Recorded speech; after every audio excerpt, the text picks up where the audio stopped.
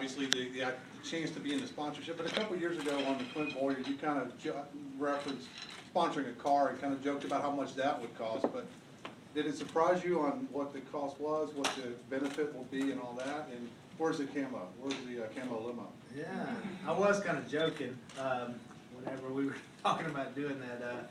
You know, Dove Commander, it's a weird company. We've been in business for 40 years, but we've obviously in the last 2 we've really taken off, and all these opportunities are new, and to be able to think this big and to go out on this kind of scale.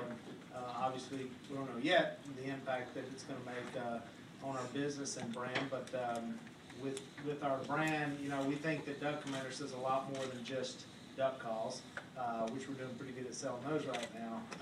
But I think it's expanded way beyond just waterfowling, and the brand says a lot about family, faith, our children, and for us being with NASCAR, that's a perfect fit.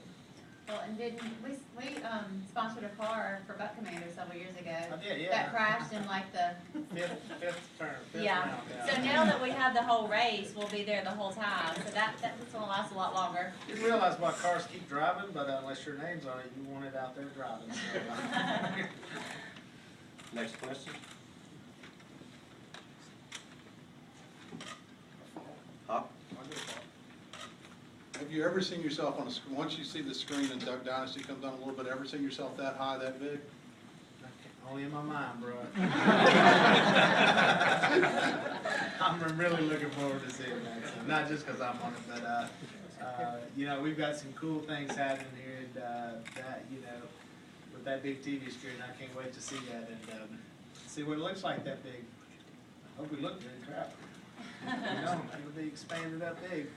We're just in the movie God's Not Dead, and so we actually saw ourselves on the big movie screen recently. So that's the biggest. Now this will definitely top that for sure.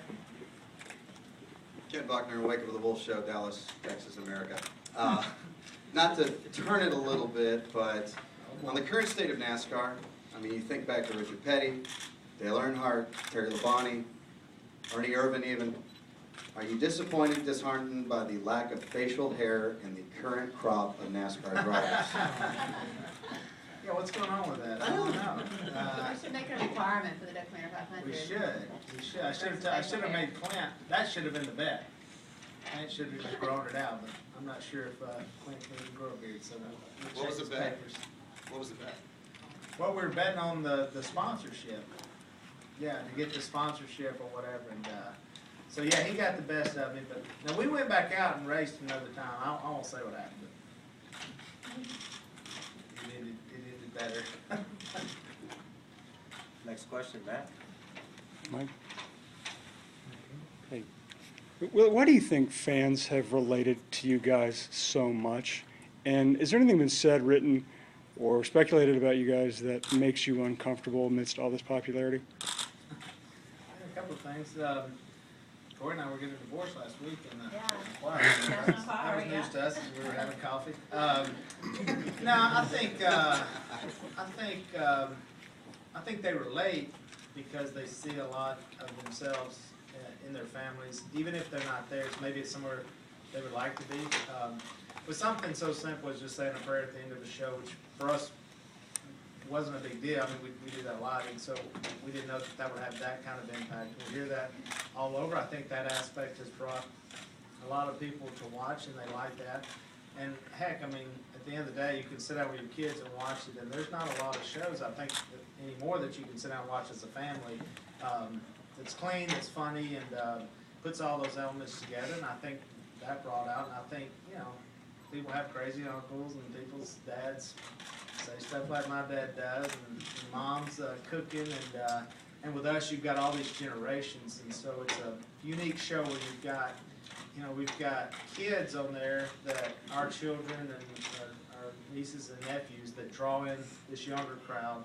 You've got folks our age who are trying to run a business so they can see that aspect, and then all the way up to mom and dad and Si who are older. So you really got these whole generations, and I think it all comes together, and it's funny. And I'll tell you, it's hard being funny consistently that funny. And just look at some of the other shows; they don't make it. And So it's hard, and we hit it all together and hit that stride, and I think it'll be hard to duplicate that, hard to find a family quite like this.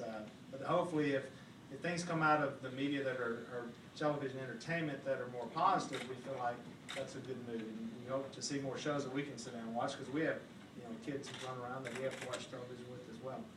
When we first started doing the show, we would watch it and we were like, well, we think it's funny. We hope other people think it is too. You know, it's like watching home movies for us. So we'd watch it and we'd be laughing and we'd think, you know, well, we hope other people like it as well as we do. And we've just been overwhelmed by the success and the outpouring of encouragement and support. And I think a big part of it is because it is about family, and you know, we're looking for a show that they can sit down and watch with their kids and really just come away from it and feel good and be happy at the end of it. And I think that's what Duck Dynasty's about. And I think people were searching for it, and hopefully, you know, there's a lot more entertainment being made that is positive and that is family friendly and that has good values, because people obviously want that.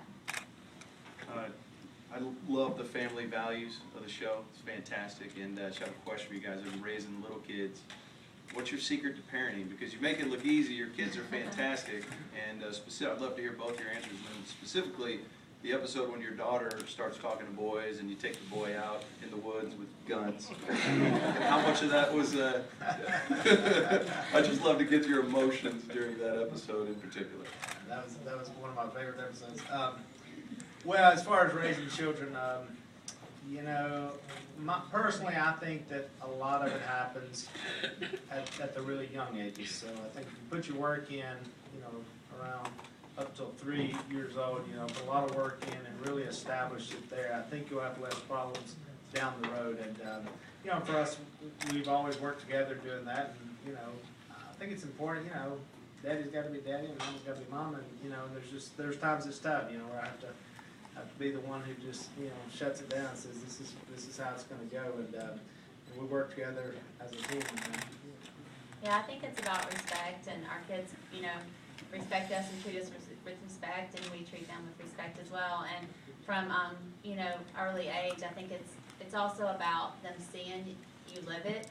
Kids respond much better to an example than somebody telling you one way and doing something totally different. So we try to be the same way we are at home as we are out there in the world, as we are on Duck Dynasty. And our kids see that, and I think they know that it's real, and they respond to that.